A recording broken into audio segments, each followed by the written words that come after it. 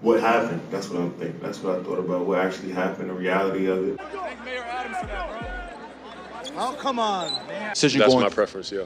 Yeah, but is your body ready for that right now, you think? Yeah, I mean, when they tell me I can go. I can understand Brooklyn Nets fans looking at this video saying, Mike, you're just a huge Brooklyn Nets hater, and you like bagging on us whenever you get a chance. no, that's not it at all whatsoever. As a matter of fact, I have your best interests in mind right now. I feel like someone needs to take a stand and ask the Brooklyn Nets front office, what the actual are you guys doing? Like, I'm not even a Nets fan. Look, I'm a diehard Laker fan, and when my Lakers traded for Russell Westbrook, I made sure that the whole world knew that I had no idea what my Lakers front office was doing. And it seems like things just got a lot worse for the Brooklyn Nets. Before we get to the content, make sure you drop like, subscribe, and turn on our notifications to help the channel grow. Now that we got all that out of the way, cue the intro.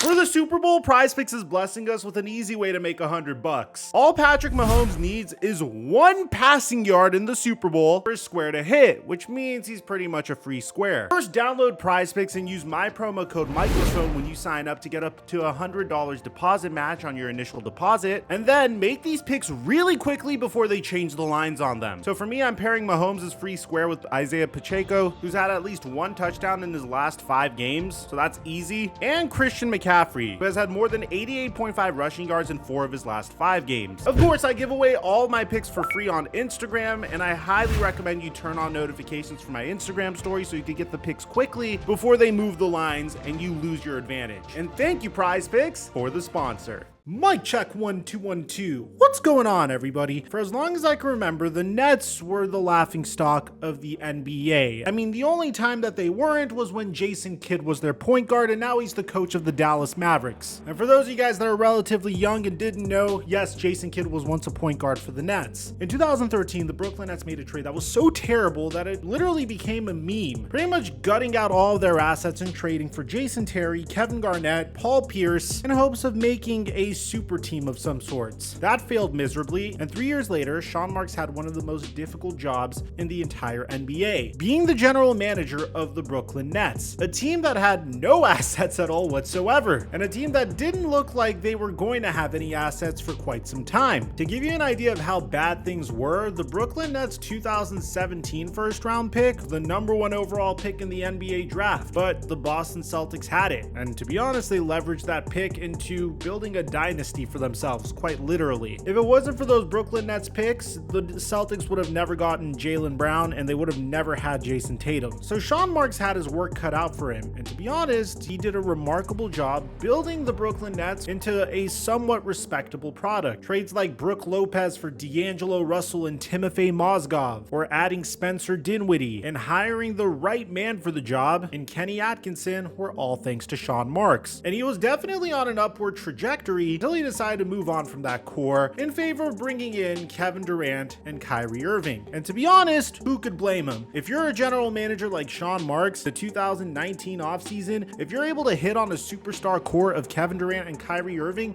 your job is secure for the foreseeable future. So Sean Marks' strategy pivoted from acquiring undervalued talent and trying to boost up their value as much as he can to trying to assemble a super team and pretty much doing whatever the hell Kyrie Irving and Kevin Durant would want. And he literally did. Kyrie Irving and Kevin Durant didn't like Kenny Atkinson, so he fired Kenny Atkinson and brought in Steve Nash, which Kevin Durant endorsed. Kyrie Irving and Kevin Durant didn't want it to be just them two running the show. They wanted a third star. So he traded away Jared Allen, Karis LeVert, 4 first-round picks, and 3 pick swaps to acquire James Harden. And this proved to be a horrific mistake. At this point, you already know what happened with the big 3 of James Harden, Kevin Durant, and Kyrie Irving. They played 16 games together. They were awesome in those 16 games together, and they were a Kevin Durant foot on the line away from potentially making it to the NBA Finals. But instead, we have Kevin Durant saying stuff like this. Do you think about that?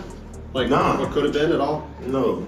I mean, it's just a pointless exercise in my opinion to think about what could have been. I mean, what happened? That's what I'm thinking. That's what I thought about. What actually happened, the reality of it. We didn't have enough time together. That's just it. Guys wanted to go their separate ways. we tried our hardest to, salvage everything, bring everything together. We had 3 or 4 different teams since the first, when I signed here until when I left. But at the end of the day, I enjoyed coming to work, playing for, being a part of this community and playing, representing Brooklyn. Regardless of what went on, what said, or how I felt, I still came to work. And to be honest, I think Kyrie Irving's reaction's way funnier. Kyrie, why don't play like this when you were on the Nets? Yeah, why? Why, Kai? Thank Mayor Adams for that, bro.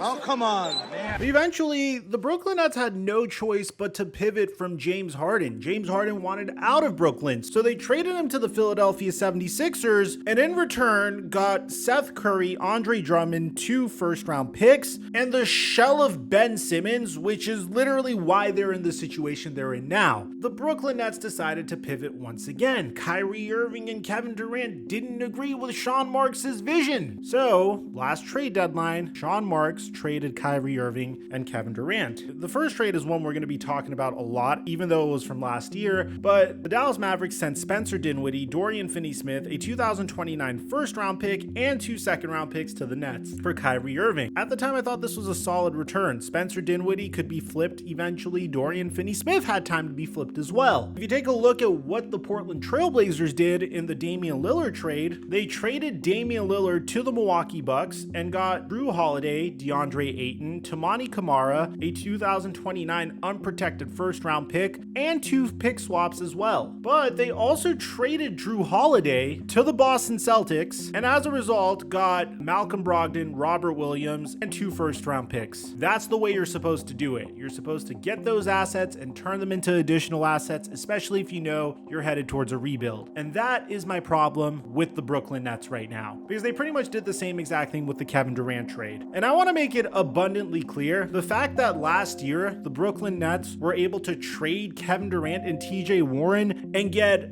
4 first-round picks and a pick swap is nothing short of amazing. Nothing against Kevin Durant. He's one of the most transcendent scorers of all time, one of the best players in NBA history. Whether he's top 10 or not is really up for debate, and you can let me know in the comment section down below if Kevin Durant is a top 10 player of all time. But still, this was a remarkable trade. The Suns sent back 4 first-round picks, a pick swap, Mikal Bridges, Cam Johnson, and Jay Crowder. This essentially allowed the Brooklyn Nets to begin rebuilding, and they had a lot of options here. You could immediately flip Mikal Bridges and Cam Johnson. You could build up their value and eventually flip them. It doesn't really matter, because at the end of the day, there's one thing that was certain. The fact that the Brooklyn Nets traded James Harden for Ben Simmons, and Ben Simmons sucks and has no value at all whatsoever, essentially is forcing the Brooklyn Nets to rebuild. Either Ben Simmons turns into the next coming of LeBron James under his current contract, or you trade Ben Simmons and pay a hefty sum of money in order to trade Ben Simmons, probably taking back bad contracts or giving up first-round picks to move on from Ben Simmons, which is something you won't do unless if you're ready to compete now, or you just have to hold on to him till his contract expires. And that's probably what the Brooklyn Nets are going to do right now. They're going to hold on to Ben Simmons' contract until it expires. You can't build a contender when one of your max contract slots are taken up by a player that is playing significantly beneath the value of that contract. And that's nothing against Ben Simmons. That's just how it works. I said the same thing about the 2022 Los Angeles Lakers. You cannot compete with Anthony Davis and LeBron James getting paid max contracts and then Russell Westbrook getting a supermax contract when all 3 of those players don't work together and the rest of your team is going to be filled with veteran minimum contracts. And the Nets are essentially in the same exact position here. There's no way that they could compete right now. So they have no choice but to rebuild. Fortunately for them, they have a plethora of assets to rebuild with. They have Mikal Bridges, Cam Johnson, and Dorian Finney-Smith, which are very valuable players on any team. As a matter of fact, there were several rumors suggesting that there were some teams that were willing to give up a total of 5 first-round picks, including first-round pick swaps for Mikal Bridges. In my last video on this topic, we discussed how the Houston Rockets